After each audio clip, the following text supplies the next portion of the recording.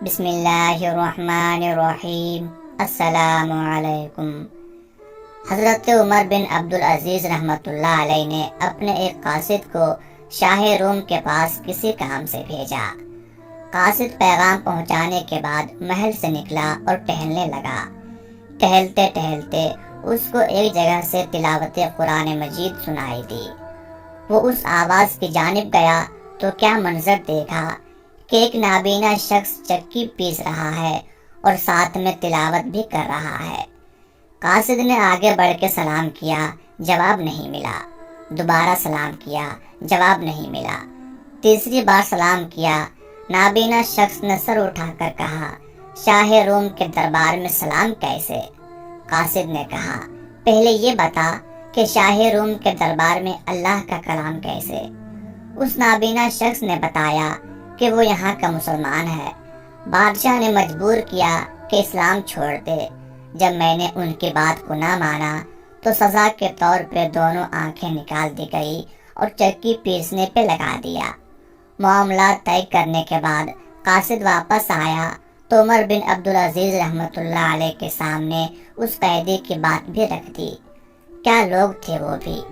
حضرت عمر بن عبدالعزیز رحمۃ اللہ علیہ نے کوئی مذمتی بیان جاری نہیں کیا، 5 یا 10 منٹ کی خاموشی اختیار کرنے کا حکم نہیں دیا، اجلاس نہیں بلایا، بلکہ کاغذ قلم لیا اور یہ تحریر شاہ روم کو لکھ بھیجی۔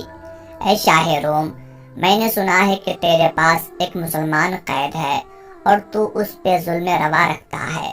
میری یہ تحریر تیرے پاس پہنچنے کے بعد تو نے اس قیدی کی رہائی کا پروانہ جاری نہیں کیا تو پھر ایسے لشکر جرار کا سامنا کرنا جس کا پہلا فرد تیرے محل میں ہوگا اور آخری میرے دربار میں۔ سوال یہ ہے کہ ایک اسلامی مملکت کے سربراہ نے اتنا بڑا قدم کیوں اٹھایا؟ ایک شخص کے لیے جو اس کے ملک کا باشندہ بھی نہیں، اپنی سالمیت خطرے میں ڈال دی۔ پتہ ہے کیوں؟ کیونکہ انہیں معلوم تھا کہ اگر ایک مسلمان کی حرمت خانہ کعبہ سے بڑھ کر ہے تو جغرافیائی حدود سے بھی بڑھ کر ہے۔ کیونکہ انہیں معلوم تھا کہ نبی کریم صلی اللہ علیہ وآلہ وسلم نے صرف ایک صحابی حضرت عثمان بن عفان رضی اللہ تعالی عنہ کے لیے 1500 صحابہ کرام سے موت پہ بیعت لی تھی۔ انہیں معلوم تھا کہ نبی کریم صلی اللہ علیہ وآلہ وسلم کا فرمان ہے کہ تمام مسلمان ایک جسم کی مانند ہیں، ایک حصے پہ تکلیف ہوتی ہے تو تمام جسم تڑپتا ہے۔ انہیں معلوم تھا کہ نحن الامہ، ہم ایک امت ہیں، اور جب سے یہ نظریہ ہم سے اٹھا ہے ذلیل و رسوا ہو رہے ہیں۔ حضرت عمر بن عبدالعزیز رحمۃ اللہ علیہ 2 سال 4 ماہ اور چند دن خلیفہ رہے۔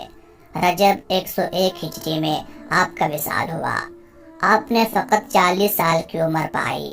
آپ نے اپنی خلافت کے زمانے میں ظلم و ستم کا خاتمہ کیا، اللہ کی زمین کو عدل و انصاف سے بھر دیا، تمام لوگوں کو ان کے حقوق مکمل طور پر دیے، عوام کو اور حکام کو کتاب و سنت کی پابندی کا حکم دیا، بیت المال سے مقروضوں کے قرض، کماروں کی شادی اور ذمیوں کی دیکھ بھال میں اموال خرچ کرنے کا حکم دیا۔ ہر شخص ان کی خلافت کے زمانے میں اتنا خوشحال ہو گیا تھا کہ صدقہ و زکوٰۃ لینے والا ڈھونڈنے سے بھی نہ ملتا تھا۔ آپ کی خلافت کے زمانے میں یحییٰ بن سعید افریقہ گئے، وہاں صدقات وصول کر کے فقراء پر تقسیم کرنے کے لیے انہیں تلاش کرنا شروع کیا، لیکن کوئی شخص صدقہ لینے والا نہ مل سکا۔ بالآخر اس رقم سے غلام خرید کر آزاد کیے۔ آپ کی ایک صاحبزادی نے ایک بار آپ کے پاس ایک موتی بھیجا اور کہا کہ اس کے ساتھ کا ایک اور موتی اگر بیت المال سے مل جائے تو مجھے دے دیں، میں اپنے کانوں میں پہن لوں۔ حضرت عمر بن عبدالعزیز رحمۃ اللہ علیہ نے اس فرمائش کو دیکھا تو 2 انگارے بھیج دیے اور فرمایا، اگر انہیں کانوں میں پہن سکتی ہو تو دوسرا موتی بھیج دوں گا۔ اندازہ کیجئے کہ خلیفہ وقت بیت المال سے اپنی صاحبزادی کو ایک موتی بغیر حق کے دینے کو تیار نہیں ہے۔ خلافت کے امور میں عمر بن عبدالعزیز رحمۃ اللہ علیہ کے 3 معاون اور مددگار تھے۔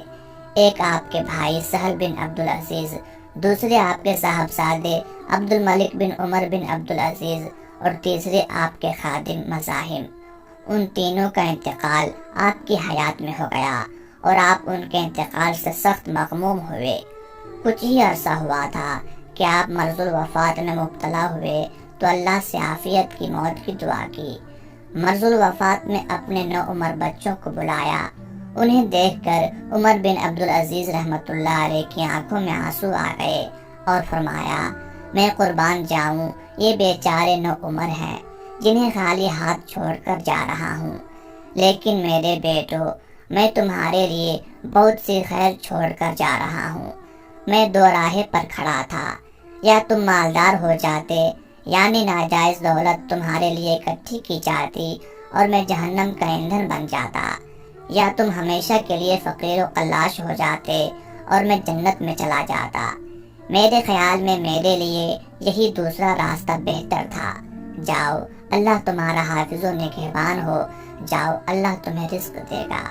چنانچہ عمر بن عبدالعزیز رحمۃ اللہ علیہ نے ترکے میں فقط 17 دینار چھوڑے، جن میں سے 7 دینار کفن و دفن میں خرچ ہوئے اور 10 دینار اولاد میں تقسیم ہوئے۔